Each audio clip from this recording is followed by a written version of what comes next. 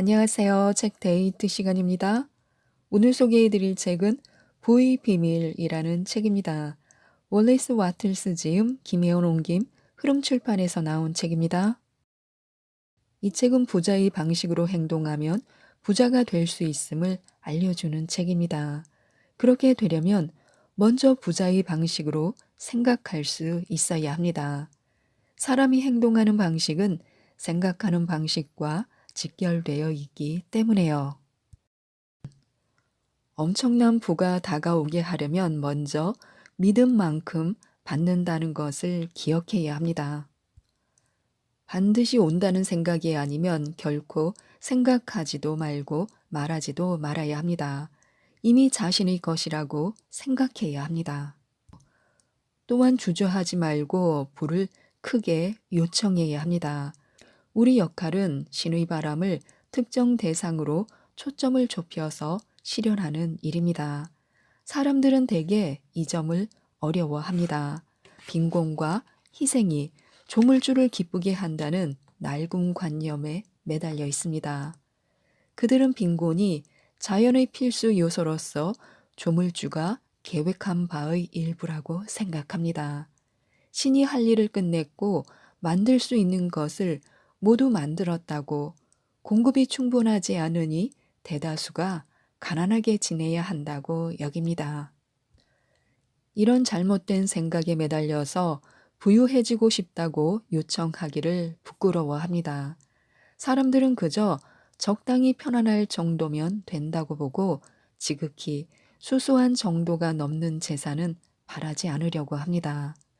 바라는 바를 마음속에 명확한 그림으로 그려야만 무형의 원소에 그 형상이 각인된다는 사실을 기억해야 합니다. 부자가 되려면 감사의 법칙을 따라야 합니다. 감사하는 마음의 값어치는 단지 앞으로 축복을 더 많이 받게 된다는데 그치지 않습니다. 감사하지 않으면 얼마 지나지 않아 있는 그대로의 상황에 불만스러워질 것입니다. 있는 그대로의 상황에 불평하도록 마음을 느슨하게 풀어주는 순간 우리는 설당을 잃어버립니다.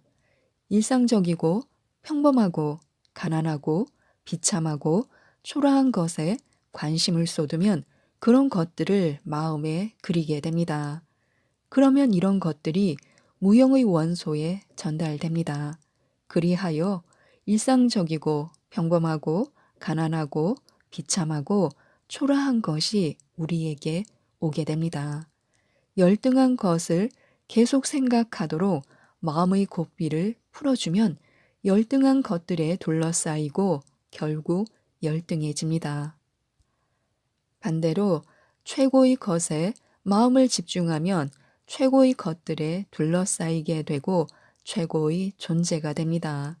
내면의 창조력은 우리가 주의를 기울이는 형상대로 우리를 만듭니다.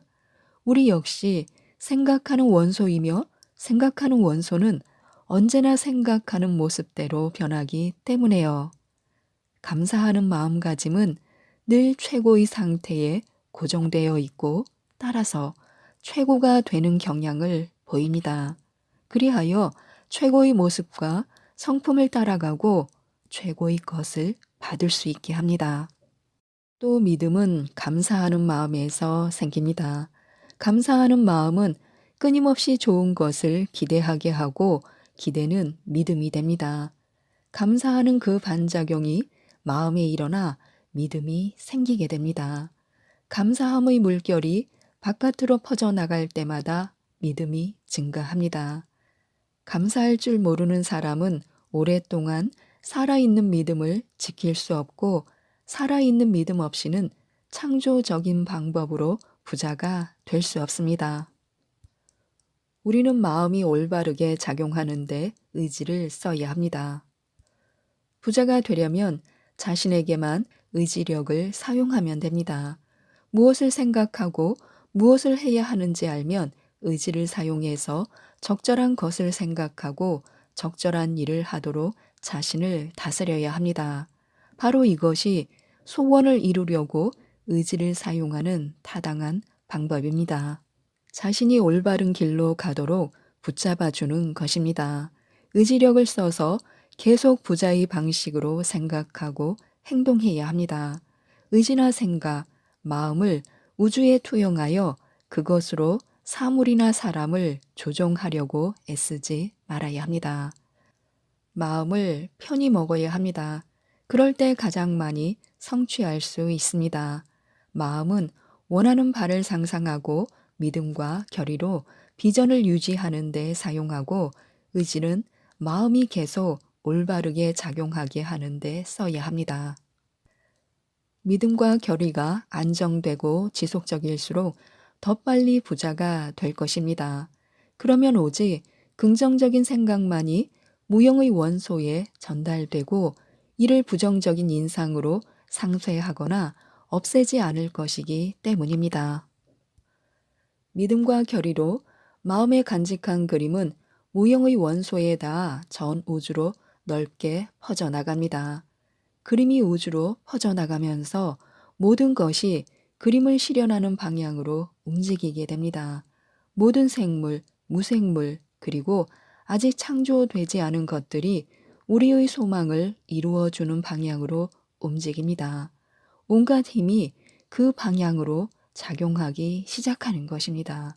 모든 것이 우리를 향해 움직이기 시작합니다.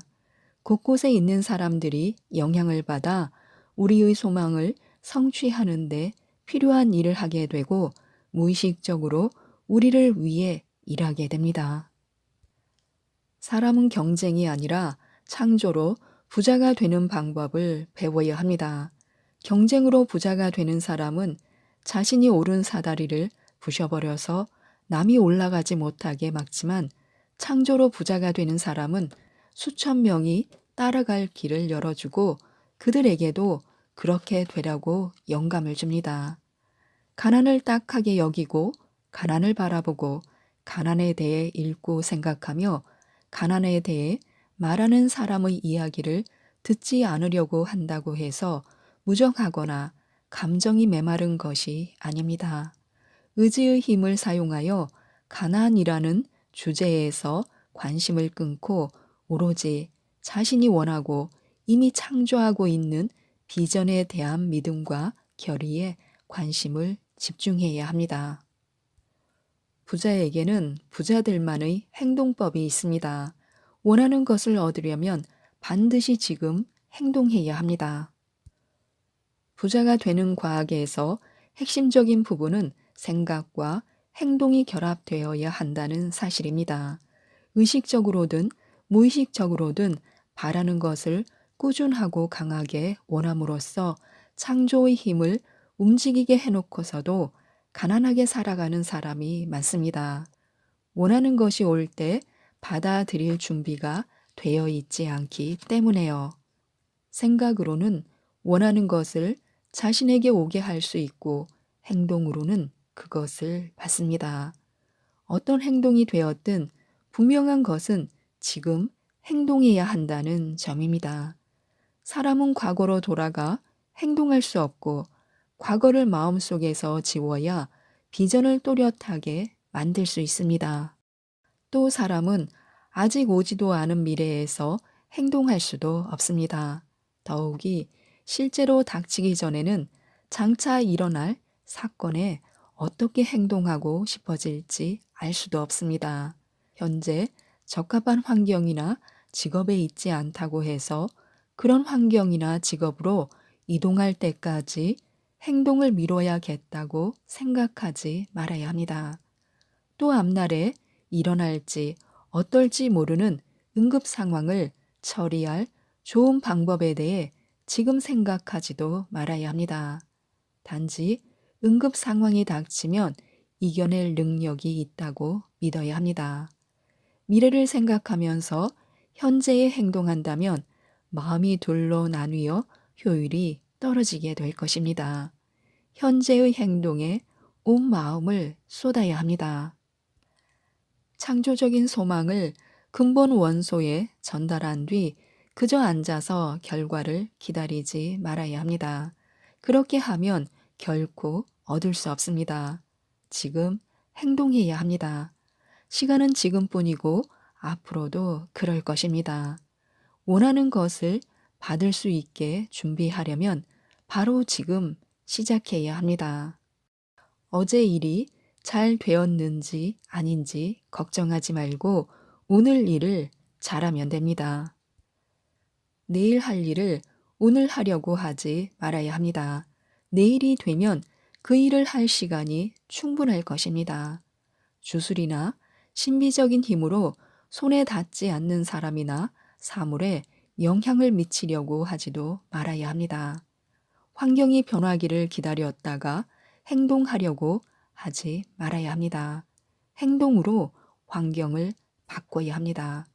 현재 있는 환경에서 더 나은 환경으로 이동할 수 있다고 믿되 온 마음과 힘을 다하여 현재의 환경에서 노력하면 됩니다.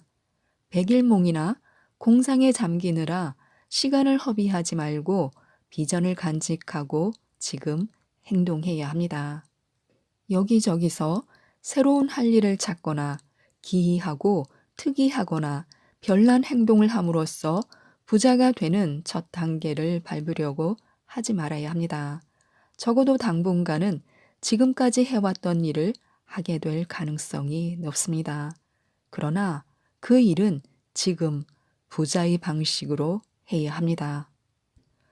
그리고 우리는 만나는 모든 사람에게 향상되는 느낌, 성장을 전달해야 합니다. 어떤 일을 하든지 성장이라는 생각을 전달하여 모든 사람이 우리를 보고 성장하는 사람이라고 느끼고 우리와 만나면 자신도 성장한다고 느끼게 해야 합니다. 일과 관계없이 그저 사적으로 만나는 사람에게도 성장한다는 생각이 들게 해야 합니다. 이런 인상을 주려면 스스로 성장하고 있다고 굳게 믿어서 그 믿음이 모든 행동에 영감을 주고 모든 행동에 스며들게 하면 됩니다. 어떤 일을 하든지 자신이 성장하는 사람이고 다른 사람도 성장하게 해준다는 점을 굳게 믿어야 합니다. 자신이 부유해지고 있으며 다른 사람도 그렇게 되도록 그들에게 혜택을 주고 있다고 느껴야 합니다. 자신의 성공을 자랑하거나 떠벌리지 말고 불필요하게 이야기하지도 말아야 합니다. 진정한 신념은 결코 자랑하는 것이 아닙니다. 떠벌리는 사람을 볼 때마다 그 사람이 남몰래 의심하고 두려워한다는 점을 알게 될 것입니다. 그저 자신의 믿음을 느끼고 그것이 모든 거래에 작용하게 해야 합니다. 모든 행동과 말투와 표정에서 자신이 부자가 되고 있으며 이미 부자라는 사실이 조용히 드러나게 해야 합니다. 이 느낌을 전달하는데 말은 필요하지 않습니다. 사람들은 우리와 함께 있으면 성장한다는 느낌을 받을 것이고 자기도 느끼지 못하는 사이에 우리에게 이끌려올 것입니다. 사람들이 우리와 어울리면 자신도 성장할 것이라고 느끼게 해야 합니다. 계속 해나가면 바라던 것보다 더 큰 것이 반드시 오게 됩니다.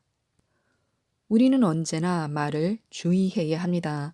낙담하거나 실망시키는 말은 자신에 대해서도 주변 일에 대해서도 다른 어떤 일에 대해서도 하지 말아야 합니다.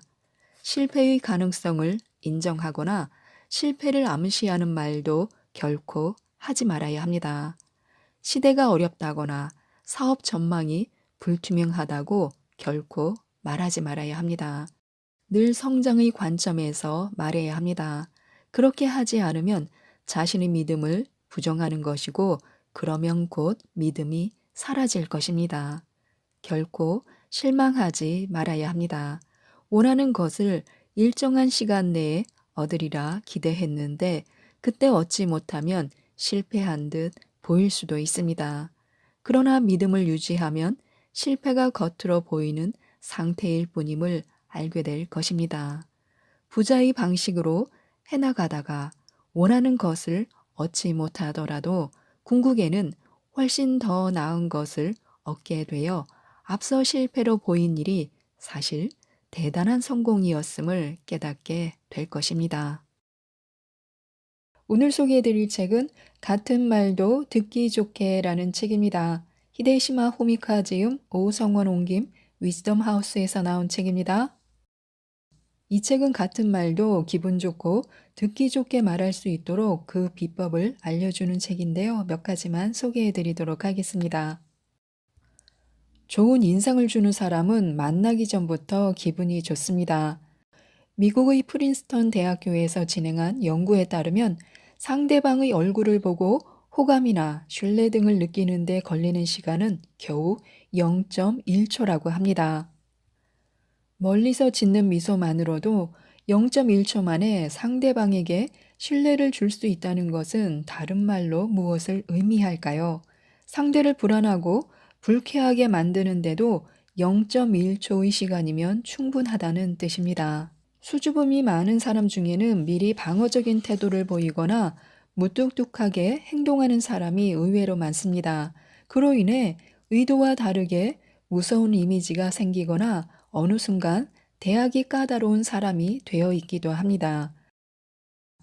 서로의 취향을 존중하면 부정적인 말하기가 사라집니다. 일상생활에서도 자신이 좋아하지 않는 것에 대해 말할 때 가령 비는 별로 안 좋아해요 라고 생각한 그대로를 말하기보다는 비가 내릴 때 저는 이런 일이 있었는데요. 비와 관련한 일화가 있었나요? 같이 긍정적으로 대화를 이끌어 가거나 상대방의 가치관에도 귀를 기울이는 방법을 고민해 보면 좋습니다. 자신이 싫어한다고 해서 무조건 부정적인 말만 하면 상대방이 좋아하는 것을 배려하지 않고 부정하는 결과가 됩니다. 부정적인 말을 하기 전에 세상에는 다양한 사람이 존재하고 개개인의 취향은 반드시 같지 않다는 사실을 얼마만큼 헤아릴 수 있느냐가 중요합니다. 대화를 나눌수록 기분이 좋아지는 사람이란 아마도 다른 사람의 취향을 받아들이는 풍부한 상상력과 감탄이 나올 정도의 여유와 친절함을 지닌 사람일 것입니다. 그리고 이러한 상상력을 키우기 위해서는 역시나 경험을 쌓는 일이 가장 간단하고 효과적입니다. 귀찮다고 생각 말고 밖으로 나가 다양한 사람과 이야기를 나누어 보는 것이 좋습니다. 쓰레기를 버리러 갔다가 우연히 마주친 이웃, 또 병원 대기실에 나란히 앉은 수다쟁이 환자나 택시 운전사 등 세상에 존재하는 다양한 사람과 한마디라도 대화를 나누어 보는 것이 좋습니다. 그러면 듣기 좋은 말투, 기분을 상하게 하는 말투 등 나쁜 예와 좋은 예를 많이 접할 수 있습니다. 괜한 오해로 의기소침해지기도 하고 혼자 착각하는 바람에 곤란해지기도 합니다. 이는 모두 타인을 수용하는 좋은 경험이며 다음에 누군가와의 만남을 준비하는데 양분이 되어줍니다. 많은 사람과 만나 대화를 나누고 자신과 다른 가치관을 알아갈 때마다 사람은 더 매력적으로 그리고 부드럽게 변한다는 사실을 잊지 말아야 합니다. 다양한 소통은 그 자체로 대화의 내공을 쌓는 훈련이 됩니다. 혹시 자신이 길을 물어보기 쉬운 사람인지 한번 생각해 보시기 바랍니다. 처음 보는 사람이 자신의 겉모습만 보고 길을 묻는 일은 생각보다 쉽지 않습니다. 어딘가 행복하고 부드러운 분위기를 풍기는 사람이라면 길을 물었을 때 방긋 웃으면서 친절하게 알려줄 것 같은 기분이 듭니다. 길을 묻는 것 외에도 우리는 평소에 무의식적으로 사람을 골라 말을 겁니다. 예를 들어 백화점 등에서도 친절하게 대응해 줄 것 같은 사람에게 말을 걸고 또 여유가 없어 보이는 사람에게는 말을 걸지 않습니다. 그러니 평소에 자신에게 길을 묻는 사람이 많다면 이를 자랑스럽게 여겨도 좋을 것입니다. 다른 사람에게 마음을 열고 있다는 것이 전해진다는 의미이기 때문입니다. 그리고 그런 사람에게 사람이 모여드는 법입니다. 상냥한 표정이 사람을 모이게 합니다. 그래서 평소에도 부드러운 표정을 짓고자 노력하는 것이 좋습니다. 그리고 우리는 내가 하고 싶은 말보다는 상대가 듣고 싶어 하는 말을 하는 것이 좋습니다. 듣는 사람의 입장이 되는 것, 바로 이것이 커뮤니케이션의 기본입니다. 어떻게 하지? 무슨 말을 하지? 하면서 자신의 입장만 생각하면 상상력은 더 이상 커지지 못합니다. 생각의 범위가 좁아져서 괴로워질 뿐입니다. 대화는 오고 가는 양방향 소통으로 이루어집니다. 할 말이 없어서 불안해질 때면 먼저 상대방의 입장이 되어보는 것입니다. 무슨 말을 하면 좋아할까?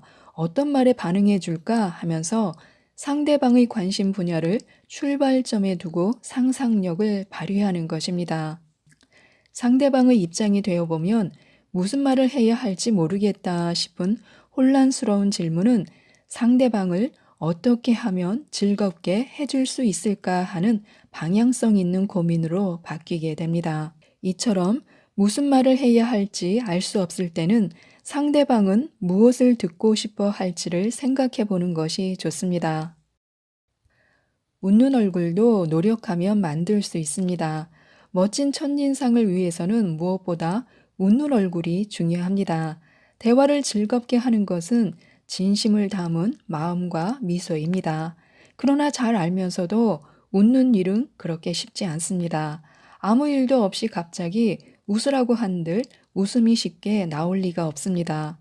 그날을 위해서 아무리 완벽하게 준비를 해도 막상 닥치면 긴장으로 얼굴이 굳어지고 맙니다. 또한 교통체증이나 상사의 잔소리, 열심히 뛰어갔지만 야속하게도 눈앞에서 닫혀버린 지하철 문 등 짜증나는 일이 너무 많아서 기분은 좋아질 기미가 없을 때가 있습니다. 속상함에 울고 싶어질 정도로 세상에는 마음대로 되지 않는 일이 너무나 많습니다. 이런 와중에 항상 밝게 활기차게라고 다짐하기란 역시 어렵습니다. 때마침 재미있는 일이 생기지 않는 이상 말입니다. 이처럼 아무래도 웃음이 나오지 않을 때는 정신은 마음이 아닌 몸에 깃들어 있다는 사실을 기억해 두면 좋습니다. 웃는 얼굴은 노력해서 만들 수 있다는 뜻입니다. 즐겁기 때문에 웃는 것이 아니라 웃기 때문에 즐거워집니다. 그래서 앞으로 사람을 만나서 대화를 나눌 때 기분이 좋아지지 않거나 맞장구 치고 싶은 기분이 들지 않는다면 당황하지 말고 웃는 얼굴을 만들어 보는 것입니다. 또 소리를 내서 웃는 것도 효과가 있습니다. 나 지금 뭐 하고 있는 거지? 라는 생각이 들 수도 있지만 그 상황 자체를 유쾌하게 받아들이는 것이 핵심입니다. 웃는 얼굴을 만들면 모두의 기분을 밝게 만듭니다. 근거 없는 비난을 튕겨내는 마음 코팅에 대해서도 기억하시면 좋을 것 같습니다. 큰 기대를 버리고 상대방의 말과 행동을 가볍게 받아들이는 것입니다. 기대가 없으면 상대방이 불쾌한 행동을 해도 나랑 생각이 다른 사람, 비슷한 부분이 있을지도 모르겠지만 이번에는 생각이 좀 다른가 보군. 짜증나는 일이 있었나 보네라고 자기 합리화를 할 수 있게 됩니다. 그렇지만 막상 그런 상황이 닥치면 상처받지 않을 수는 없습니다. 이유 없는 악의에는 상대방이 무슨 말을 하더라도 감정의 스위치를 차단해 버리면 됩니다. 마음의 장벽을 쌓는다란 말은 긍정적인 의미로 잘 쓰이지 않지만 자신을 지키기 위하여 보이지 않는 벽을 쌓는 일은 나쁘지 않습니다. 이는 상대방의 악의를 흡수하지 않기 위한 마음 코팅입니다. 뭐야, 이런 것도 몰라? 라는 말을 들으면 죄송합니다. 제가 잘 몰라서요. 하고 상대방의 말을 가볍게 받아들이고 그대로 돌려주는 것입니다. 일단은 이야기를 듣고 있는 것처럼 가끔 고개도 끄덕이면서 말이 끝날 때까지 기다립니다. 때로는 되받아치고 싶어질 때도 있지만 여기서 반론을 하면 말꼬리를 잡고 계속해서 끈질기게 공격할 수 있는 연료를 보충해주는 꼴이 됩니다. 이 정도라면 말씀이 좀 지나치시네요가 통할 상대가 아닙니다. 감정적인 상태가 되어 맞받아쳐도 지게 되어 있는 싸움입니다. 감정적으로 대응하는 것이 바로 상대가 바라던 바이기 때문입니다. 그런데 아무리 아무 생각 없이 내뱉고는 잊어버리는 말이라도 들은 사람의 입장에서는 칼에 찔린 것 같은 아픔을 느낍니다. 그 아픔은 쉽게 사라지지 않을 뿐더러 만약 칼 끝에 독이라도 묻어 있으면 세포 구석구석까지 퍼져나가 무슨 일이 있을 때마다 몸을 아프게 할지도 모릅니다. 그런데 계속 아픈 것도 화가 납니다. 말을 한 사람은 이미 깨끗하게 잊었을지도 모르는데 왜 나만 이러고 있어야 하나라는 생각이 들기도 합니다. 상대방이 쏟아붓는 악의에 상처받지 않기 위해 마음의 코팅을 해야 합니다.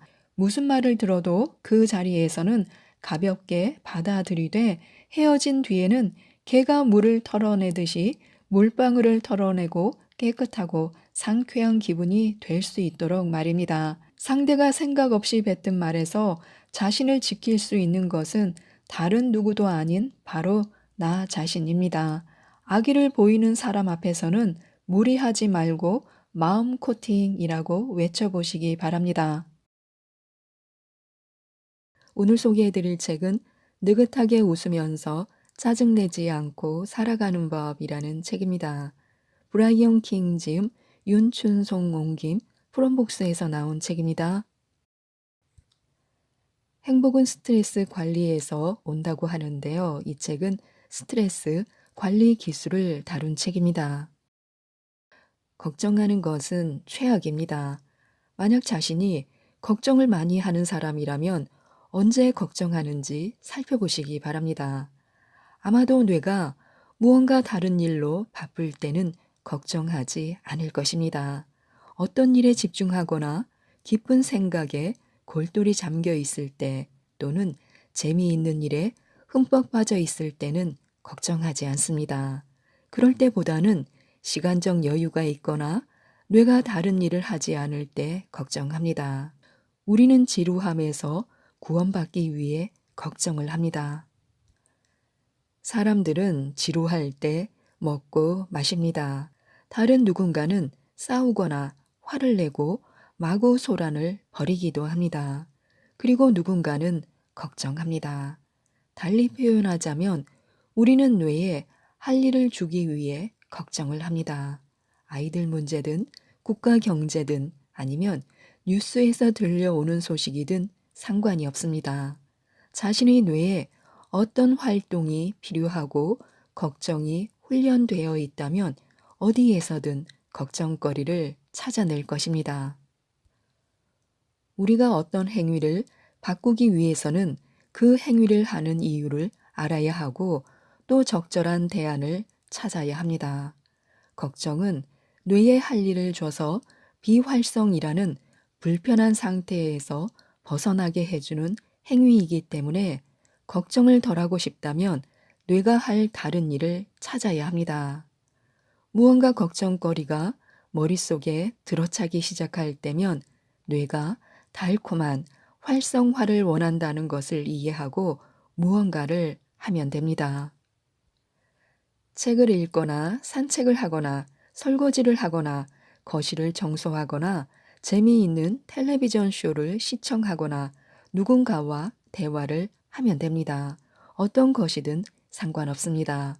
말 그대로 어떤 행동이든지 하면 됩니다. 대체로 간단한 주의 전환만으로도 우리에게 필요한 충분한 효과를 볼 수 있습니다. 스트레스를 받는다면 운동하기 위해 현관을 나서는 것도 도움이 됩니다. 게으른 성향이 특별히 스트레스 반응과 관련이 있는 건 아니지만 유사점은 있습니다. 자신이 특정한 행동 패턴을 평생 반복했다고 상상해 보시기 바랍니다. 어떤 일에서든지 성마르게 화를 내거나 비관하고 걱정해 왔다면 자신의 뇌가 그런 행동이 더 만족스럽거나 보답이 주어지고 또는 더 쉽다고 여긴다는 의미입니다. 위협을 받거나 통제 불능으로 느껴질 때마다 분노를 폭발합니다.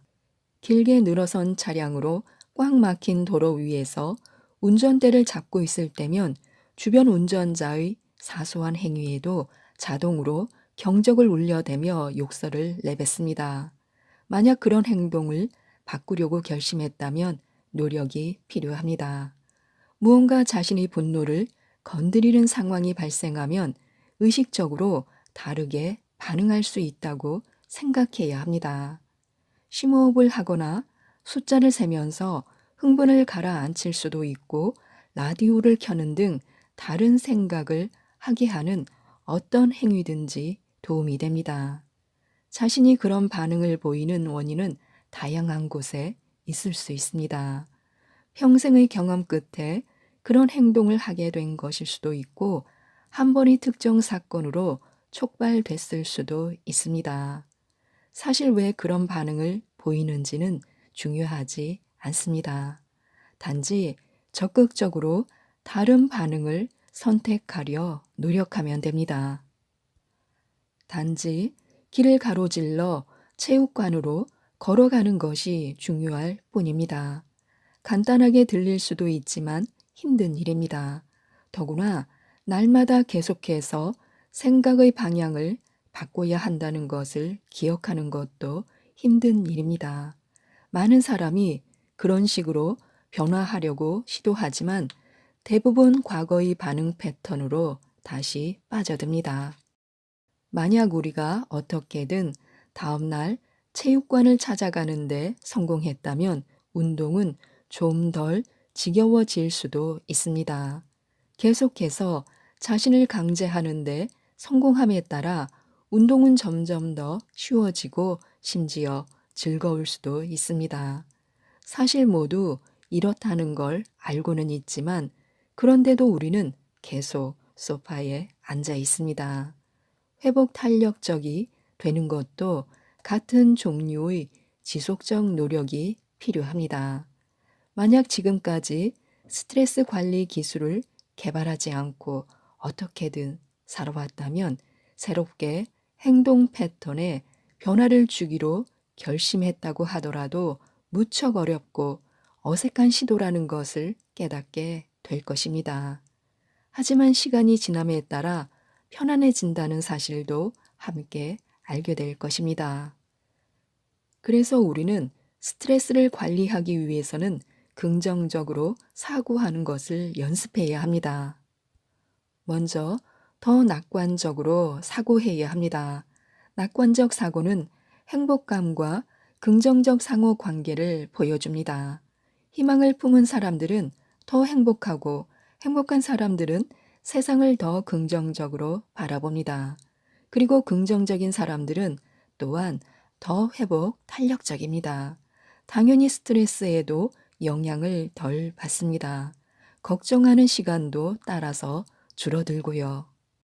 회복 탄력성과 행복은 우리가 하는 생각의 한 형태이고 낙관주의는 생각의 한 방식입니다. 그러니까 긍정적 사고는 회복력과 행복 둘 다에 기여합니다.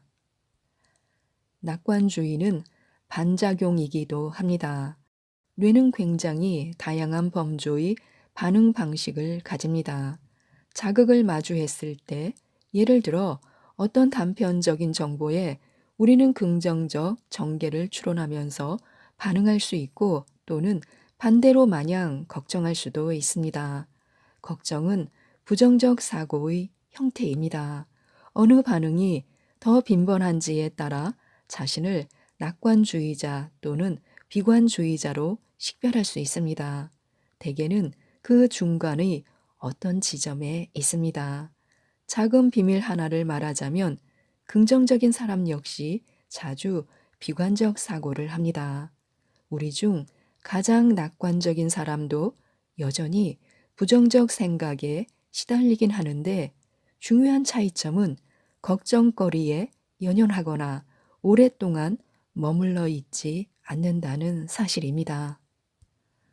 또한 가진 것에 더 감사해야 합니다. 행복한 사람이 그렇지 않은 사람에 비해 더 자주 하는 한 가지 행동은 긍정적 감정을 표현하는 것입니다. 고맙게도 긍정심리학자들은 우리가 실천할 수 있는 정말 좋은 다른 연습 방법을 생각해냈습니다. 그중 가장 자주 추천하는 방법은 감사 일기를 쓰는 것입니다. 형식은 다양하지만 매일 그날 감사했던 일을 3가지 이상 적는 단순한 형태를 선호합니다. 어떤 사람들은 감사하는 일 3가지를 쓰고 또 어떤 사람들은 행복한 일을 찾아 쓰는 것을 더 좋아하지만 모두 같은 연습의 변형일 뿐입니다. 행복을 위해 하루를 보내면서 3가지 좋은 일을 꼽아보는 것만큼 쉬운 방법은 없습니다. 겨우 5분 정도의 시간이면 충분할 테고 그 정도의 노력으로 믿을 수 없을 정도의 대가를 기대할 수 있기 때문입니다.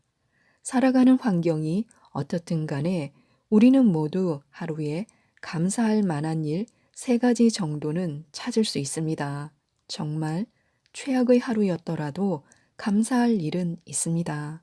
사실 그런 날에 이 연습은 가장 도움이 됩니다. 견뎌야 할 일이 많긴 하지만 우리 삶에 좋은 부분이 있다는 사실을 상기시켜 주기 때문에요. 스트레스 관리에 유머 감각을 키우는 것도 많은 도움이 됩니다. 유머 감각을 갖는 것은 하나의 상황을 여러 방식으로 해석할 수 있는 능력과 관련이 있습니다. 그리고 이는 스트레스를 극복하는데 믿을 수 없을 정도로 도움을 줍니다. 유머는 뇌가 불필요하게 스트레스를 받지 않게 도와줍니다. 잠재적으로 부정적인 뇌의 활동 방향을 재조정하는 것과 더불어 유머는 우리에게 웃음을 터뜨리는 계기를 준다는 멋진 장점이 있습니다. 스트레스를 받으며 지치고 좌절했을 때는 첫 번째로 바로 숨을 쉬는 것입니다. 집중해서 심호흡을 계속해야 합니다. 호흡을 조절하는 것은 스트레스의 영향을 줄이는데 정말로 큰 도움이 됩니다. 두 번째는 운동이 좋습니다. 신체적 활동은 그것이 어떤 행위이든지 간에 우리 몸을 빠르게 진정시켜 줄 것입니다. 스트레스는 위협의 인식에 대한 뇌의 반응이고 이는 신체에 행동할 준비를 하게 만듭니다. 그러니 무언가 행동을 해주면 됩니다. 세 번째는 억지로라도 웃어보라는 것입니다.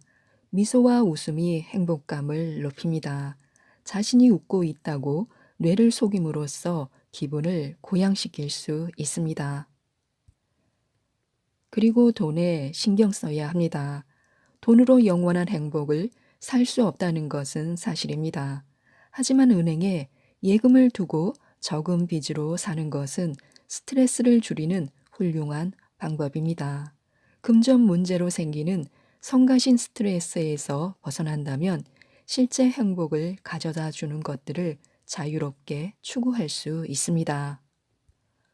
우리 삶에서 가장 큰 스트레스의 원인 중 하나는 돈 문제이고 또 어떻게 일해서 다른 사람에게서 돈을 벌어 드릴까에 관한 문제입니다. 자신이 사장이 아니라면 대개 직장에서 통제감을 느낄 수 있는 경우는 거의 없습니다. 은행에 약간의 돈을 맡겨두는 것은 통제할 수 있다고 느끼는 좋은 방법입니다. 통제감을 느낀다는 것은 원할 때마다 문제를 해결할 수 있는 능력이 자신에게 있거나 그 문제에서 벗어나도 된다고 느낀다는 것을 의미합니다. 은행에 돈이 있다고 해서 갑자기 성질이 고약한 상사를 견딜 수 있게 되거나 당장의 상황을 해결하는데 도움이 되는 것은 아니지만 문제가 더 커진다면 언제든 원할 때 그곳을 떠날 수 있다는 수단을 보유하고 있는 것을 인지하는 것입니다. 그것이 통제감이고 형편없는 직장이 자신의 건강에 미칠 수 있는 영향을 줄일 수 있는 강력한 수단입니다. 나는 창의적인 생각과 재기가 넘치는 사람들에 둘러싸여 살면서 나는 돈에 큰 관심이 없어 라고 하는 말을 종종 듣습니다. 그들이 부를 축적하는 것보다는 인생의 더 중요한 의미에 관심을 기울인다는 것을 충분히 이해하지만 빈털터리가 되는 것은 스트레스의 원천이고 따라서 건강에도 좋지 않습니다. 그래서 나는 친구들이 돈에 조금 더 신경을 썼으면 좋겠습니다. 오늘 소개해드릴 책은 체인저블이라는 책입니다. 안드레스 피라 지음, 이경식 옮김, 윌북에서 나온 책입니다. 이 책은 바닷가에서 노숙을 하던 무일푼의 빈털터리 청년 백수가 오래지 않아 700억대 억만장자로 거듭난 성공 방식을 알려주는 책입니다. 18가지 법칙을 통해 직접 경험한 불을 끌어당기는 사고방식과 행동 습관을 알려주고 있는데요. 몇 가지만 소개해 드리겠습니다. 내 안의 숨겨진 부자 DNA를 찾는 법. 태국에 와서 한동안 기거하던 작은 방에서 쫓겨난 뒤 바닷가에서 노숙했습니다. 숱하게 많은 날을 울면서 지새웠습니다. 눈물이 멈추면 텔레마케팅 회사 사장을 욕하고 부모를 원망하고 친구들을 닦겠습니다. 노숙자 처지가 되고만 내 신세를 놓고 모든 사람과 모든 것을 비난했습니다. 내가 비난하지 않은 대상이 단 하나 있다면 바로 나 자신이었습니다. 어느 날 오후였습니다. 백사장에 앉아 있는데 배가 몹시 고팠습니다. 어떻게 하면 먹을 것을 구할 수 있을지 필사적으로 생각했습니다. 그 지역에서 얼굴을 아는 모든 사람에게서 이미 돈을 빌렸고 갚지 못했습니다. 나는 친구에게 전화했습니다. 싸구려 방이라도 얻도록 도와달라고 간청했습니다. 친구는 잠자코 듣기만 하더니 돈으로는 도와줄 수 없고 이메일로 전자책을 한 권 보내주겠다고 했습니다. 그 책이 나에게 분명 도움이 될 거라고 했습니다. 나에게는 돈이 필요했고 다른 무엇보다 돈을 원했습니다. 돈이 있어야 먹을 것도 구하고 방도 구할 수 있었습니다. 그런데 책이라니 도무지 믿을 수 없었습니다. 너무나 당황스러웠습니다. 그래서 고맙다고만 하고 전화를 끊었습니다. 화가 나서 미칠 것 같았습니다. 친구라는 녀석이 도움을 주겠다면서 하는 말이 책을 한 권 보내겠다니. 그러다 문득 책이 있으면 할 일도 없는 저녁 시간에 바닷가에서 앉아서 보내는 시간이 덜 지루하겠다는 생각이 들었습니다. 그래서 바로 그날 밤부터 읽기 시작했습니다. 친구가 보내준 책은 바로 론다 번의 시크릿이었습니다. 시크릿이라는 책을 읽었거나 들어본 사람이라면 내가 그 바닷가에서 곧바로 어떤 진리를 깨우쳤으리라고, 적어도 그 책이 내 인생의 전환점이 되었으리라고 기대할지 모르겠습니다. 그러나 사실과 다릅니다. 이 책에 대한 내 첫 반응은 비현실적이다, 완전히 쓰레기다 였습니다. 친구에게 얼마나 화가 났는지 분노를 친구 대신 책에다 마구 쏟았습니다. 긍정적으로 생각하라, 시각화하면 결국 얻을 것이다.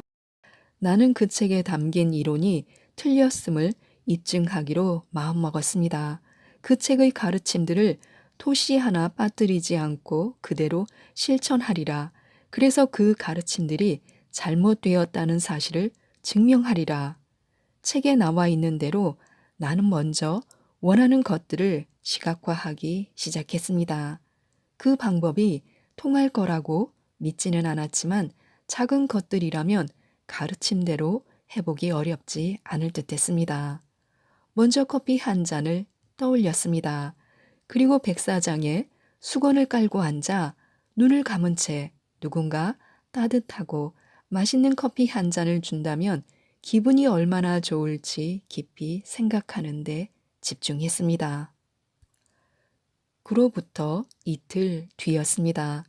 여전히 백사장에 앉아 있는데 제트스키를 타던 관광객이 다가와서 말했습니다. 며칠 동안 당신이 여기에서 이러고 있는 모습을 봤는데 커피 한 잔 사드리고 싶어요. 무척 지쳐 보여서 말입니다. 믿을 수 없었습니다. 마음속에만 존재하던 커피가 눈앞에 나타나다니, 상상이 아닌 현실에서 커피를 맛볼 수 있다니 여전히 반신반의하는 마음이었지만 호기심은 한층 강하게 일어났습니다.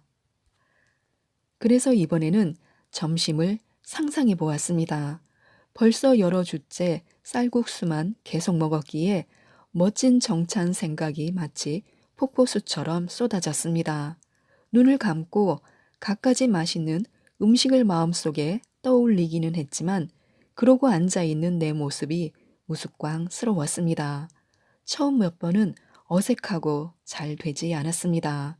어쨌거나 커피로 성공한 기억을 되살리면서 계속 노력했고 마침내 멋진 점심을 먹는 날을 느낄 수 있었습니다.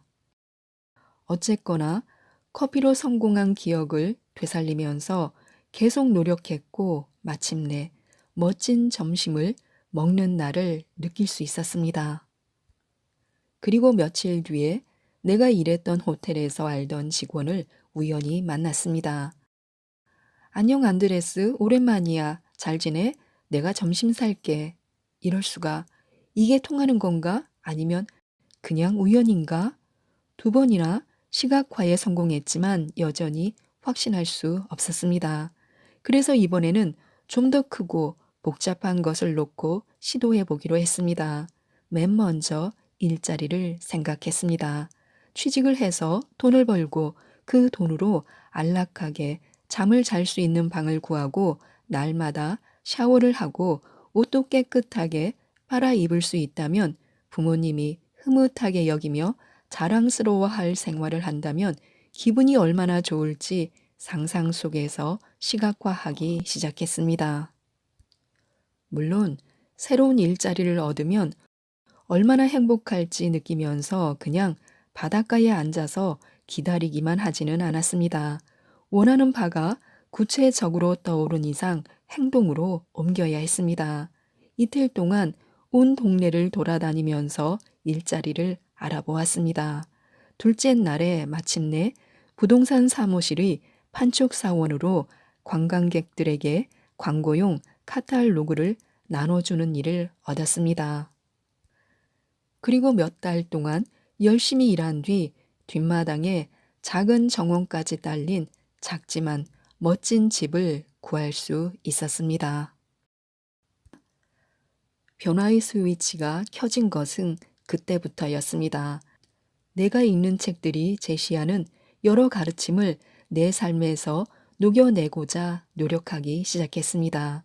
생각을 예전과 다르게 해서 마침내 내 인생을 스스로 통제할 수 있게 된 걸까? 아니면 그때까지는 다른 생각을 하지 않음으로써 내 인생에 대한 통제권을 스스로 포기하고 살았던 걸까? 무엇이 맞는지는 중요하지 않습니다. 다르게 생각하기 시작했다는 단순한 행동이 중요할 뿐입니다. 나는 날마다 삶에 대한 새로운 발견을 했습니다. 사람들이 쓴 책에서는 성취하고자 하는 것이나 경험하고자 하는 것, 또 가지고자 하는 것을 명상하며 떠올리고 내 잠재의식을 전환하는 방법을 배웠습니다. 나는 날마다 내가 설정한 목표를 적어 집과 사무실 곳곳에 붙여 놓았습니다. 이윽고 일상에서 여러 가지 변화가 빠르게 나타나기 시작했습니다. 생활은 예전과 완전히 달라졌습니다. 매일 아침 정원에 앉아 내가 설정한 목표들과 실현하고자 하는 일들을 머릿속으로 시각화하면서 하루를 시작했습니다. 출근길에는 긍정적인 생각을 큰 소리로 말했습니다. 마침내 내 인생을 스스로 통제한다고 느꼈으며 이런 깨달음 덕분에 점점 더 열심히 더 많은 행동을 실천했습니다. 돈을 끌어당기는 목표 설정의 6가지 기술이 있습니다. 돈을 끌어당기는 원리는 바로 인생에서 자기가 무엇을 원하는지 정확하게 아는 것입니다. 성취하고 싶은 특정한 목표를 설정하고 그 목표가 자신의 인생에서 어떤 의미를 가지는지 또 얼마나 중요한지 스스로 명확하게 알아야 합니다. 목표를 마음 한가운데 두고 새로운 기회가 올 때마다 목표를 향해 움직이는 것이 바로 성공의 열쇠입니다. 이 책의 저자는 삶을 바꾸기로 마음먹은 이후에 잭 캔필드, 조 비테일, 브라이언 트레이시, 나폴레온 힐 등 성공의 대가들이 쓴 책을 읽고 그들이 마련한 세미나에 참석하기도 했습니다. 그러면서 성공한 지도자들과 부자들 사이에 특정한 공통점이 있음을 깨달았는데요. 그들은 자기 목표를 구체적으로 설정하고 적어두었다고 합니다. 이 책의 저자는 고등학교 중퇴자로 부자로 태어나지도 않았으며 노숙자 생활을 했고 파산자였으며 우울증 환자였습니다. 이런 한계가 있었지만 지금까지 믿을 수 없을 정도로 큰 성공을 거두어 왔습니다. 다른 사람들과 별다를 게 없던 평범한 사람인 저자가 그토록 재산과 기회를 끌어모을 수 있었던 건 철저히 목표에 집중하고 스스로 엄격한 규율을 지켰기 때문이었습니다. 목표 설정은 이처럼 생각보다 강력한 힘을 발휘합니다. 돈을 끌어당기는 목표 설정의 구체적인 방법이 있습니다. 첫째, 인생에서 원하지 않는 것들을 모두 적는 것입니다. 둘째, 더 쓸 게 없으면 맨 마지막에 있는 항목 아래에 옆으로 길게 줄을 긋습니다. 셋째, 다른 종이에 방금 쓴 내용을 토대로 자신이 원하는 것을 적습니다. 예를 들어 첫 번째 단계에서 가난하게 살고 싶지 않다라고 적었다면 다시 부자로 살고 싶다라고 적는 것입니다. 또 외롭게 살고 싶지 않다라고 적었다면 사람들과 좋은 관계를 맺으며 살고 싶다라고 적으면 됩니다. 넷째, 이번에는 구체적으로 오늘 무엇을 시작할 수 있을까를 생각해 볼 차례입니다. 인생에서 자신이 원하는 바를 각각 구체적으로 열거한 뒤에 이를 이루려면 무엇을 해야 할지 질문을 던지는 것입니다. 예를 들어, 내가 즐길 수 있고 또 나를 부자로 만들어 줄 만한 일 중에 오늘 할 수 있는 게 뭘까라거나 사람들과 함께 어울리는 가운데서 존재감을 느끼고 인생을 사랑하게 해줄 어떤 활동, 어떤 일, 어떤 취미 활동을 오늘 할 수 있을까? 또 나를 건강하게 유지해 줄 어떤 운동이나 어떤 활동을 오늘 할 수 있을까라고 정리해 보는 것입니다. 다섯째, 오늘은 구체적으로 무엇을 시작할 수 있을까라고 정리한 목록에서 가장 끌리는 5개를 선택해서 동그라미를 치고 목표들을 달성하기 위한 시간표를 작성하면 됩니다. 그 다음 나머지 5개를 선택해서 똑같이 합니다. 이렇게 모든 항목의 실천 시간표를 마련하고 마감 시한을 설정하는 것입니다. 여섯째, 이렇게 마련한 최종 목록을 늘 가까이 두고 바라보면서 실천하고 또 필요한 경우에는 세부 사항이나 시간표를 조정합니다. 우선 원하지 않는 것을 생각한 다음 원하는 것으로 전환하는 이 과정은 실질적인 실천이 동반되는 목표 설정의 토대를 마련해 줍니다. 이 과정은 부정적인 마인드를 긍정적인 마인드로 바꾸어 주는 훈련이기도 합니다. 순서를 밟아 나아가다 보면 단순하게 긍정적으로 생각하는 것과는 확실히 다른 효과가 있습니다. 이렇게 목표를 설정하는 것만으로도 불을 불러들일 수 있다는 이야기가 다소 터무니없게 들릴 수도 있습니다. 하지만 실제로 상상하는 행위만으로도 행동을 시작하는데 도움이 됩니다. 다시 말해, 사람이 마음속으로 상상하는 것과 실제 행동으로 옮기는 것 사이에는 밀접한 연관성이 있습니다. 마음속을 시각화하면 자신이 바라는 것과 그것을 이루기 위한 신체적 능력이 자연스럽게 연결됩니다. 뇌파가 그렇게 작동하는 것입니다. 나는 이것을 불을 끌어당기는 힘의 원리라고 부릅니다. 우리에겐 수없이 많은 감정이 있습니다. 그 중에서도 불을 가져다 주는 감정은 따로 있습니다. 바로 책임감인데요. 책임감을 가지면 당혹스러움을 겪을 일이 많아지고 겸손의 의무를 져야 하며 많은 돈을 써야 할 수도 있습니다. 그러나 자기 선택에 책임을 진다는 생각이 확고하면 불을 끌어당기는 강력한 힘이 생기게 됩니다. 책임을 진다는 것은 다시 말해 자기 불행을 남 탓으로 돌리지 않는다는 뜻입니다. 다른 사람들이 나에게 부정적으로 작용할 수밖에 없는 행동을 하거나 외부 환경이 불리하더라도 나는 행복할 수 있는 길을 찾아낸다는 뜻이기도 합니다. 사실 인내심을 키우는데 결정적으로 중요한 요소는 어떤 방해물이 앞길을 막아서도 기꺼이 수용하는 마음가짐입니다.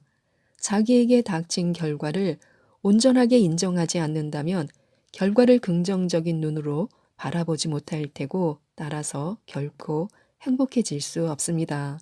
그러니 자기 인생에서 펼쳐진 결과를 온전하게 아무런 이의 없이 기꺼이 받아들이는 것부터 시작해야 합니다. 이런 태도를 가지면 넘어지더라도 다시 일어나 앞으로 나아갈 힘을 얻을 수 있습니다. 어떤 실패를 겪는다 해도 언제든 새롭게 시작할 수 있다는 자신감이 생기기 때문에요. 윌리엄 제임스가 정리한 감정과 행동에 대한 이론에 따르면 우리 행동을 이끄는 것은 우리의 감정이 아닙니다. 즉, 행복감을 느낀다고 해서 저절로 웃음이 나오지는 않는다는 것입니다. 그는 반대로 우리 행동이 감정을 인도한다고 주장합니다. 웃으면 행복감이 느껴진다는 것입니다. 그래서 제임스는 어떤 물건을 가지고 싶다면 이미 그 물건을 가지고 있는 것처럼 행동하라라고 결론을 내렸습니다. 우리는 바로 이 조언을 일상의 모든 측면에 적용할 수 있습니다. 특정한 어떤 사람이 된 듯 행동함으로써 그 사람이 될 수 있습니다. 책임감, 감사하는 마음, 인내심, 자신감 등 모든 긍정적인 감정을 연습해야 합니다. 이 연습을 거듭하면 같은 상황에서도 더욱 성장할 수 있고 성장하면 보이는 것도 달라집니다. 작은 성공을 쌓으며 점차 성공한 사람이 되어 간다는 사실을 잊지 말고 계속해서 시련을 긍정적으로 해석하기 위한 노력을 해야 합니다. 감정도 연습하면서 더욱 단단하게 내 것으로 만들 수 있습니다. 감사하는 습관이 불러오는 일들이 있습니다. 나는 시각화를 연습하면서 감사하는 마음을 어떻게 훈련하는지 배웠습니다. 감사는 성공한 사람들 대부분이 권하는 강력한 개념입니다.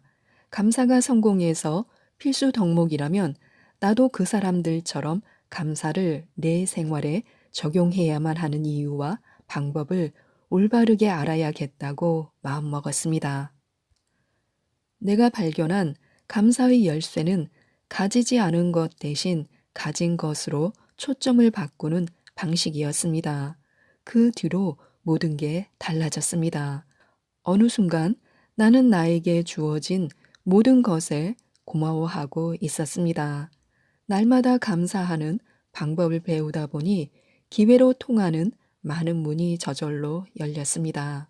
생활 속에서 감사를 적용하는 방법을 연구하고 실천하자 내 인생이 완전히 업그레이드 되었습니다. 감사를 실천하기 시작한 건 노숙자로 살면서 부동산 회사 카탈로그를 나누어 주고 다닐 때였습니다. 나는 내가 가진 모든 것에 대해서 감사하고 내가 가지지 않은 것에 대한 걱정은 딱 끊었습니다. 그러자 하루가 다르게 삶이 좋아지기 시작했습니다. 땡볕 아래에서 카탈로그를 나눠주는 사람에서 영업사원이 되었고 영업 부장이 되었고 나중에는 영업 이사가 되었습니다. 이 모든 일은 거의 2년 만에 이루어졌습니다. 감사하는 마음을 가지기로 했다면 본격적으로 실천해 보시기 바랍니다. 먼저 하루에 10분 정도 감사하기를 실천할 시간을 선택해야 합니다.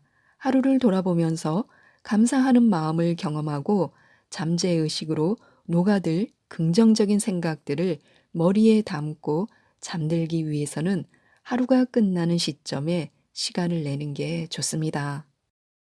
최악이라고 생각한 일이 때론 최고의 기회가 되기도 합니다. 시야가 넓은 사람들은 아이디어를 큰 기회로 바꾸어 놓습니다. 이 과정에서 불가피하게 만나게 되는 시련은 그저 삶을 완성하는 퍼즐 조각에 지나지 않습니다. 크게 생각하는 습관이 있는 사람들은 퍼즐을 맞추는 동안 최악의 시점에서 어려운 문제들이 불쑥 튀어나올 것임을 이미 예상합니다. 온갖 방해물 때문에 다른 모든 사람이 도중에 포기하더라도 의지와 끈기를 가지고 굳세게 앞으로 나아가는 사람들은 커다란 목표를 달성할 수 있습니다. 크게 생각하는 사람들은 자기의 관점과 주변 사람들의 관점을 바꿈으로써 온갖 시련과 위기를 오히려 기회로 삼습니다. 틀 자체를 바꾸어 버리는 것입니다. 즉, 해당 문제를 있는 그대로 바라본 다음에 더 나은 발상과 해법을 얻고자 그 문제를 바라보는 관점을 창의적으로 변화시킵니다. 어떤 문제가 나타났을 때 마음가짐이 긍정적이라면 위기를 하나의 기회로 바라보는데 도움이 됩니다. 그때 어떤 문제든 자신이 창의적인 해법을 마련해 혁신할 수 있다는 자신감, 문제 해결 과정이 즐겁고 만족스러우리라는 긍정적인 마음을 끝까지 유지하는 것이 중요합니다. 또한 문제를 올바른 해결책으로 전환하는 방식을 체계화해야 합니다. 생각과 행동을 바꿔 인생의 주인이 되어 자기 마음을 통제하며 인생의 변화를 일으켜 모든 분들이 부자가 되셨으면 좋겠습니다. 이상 책데이트였습니다. 감사합니다.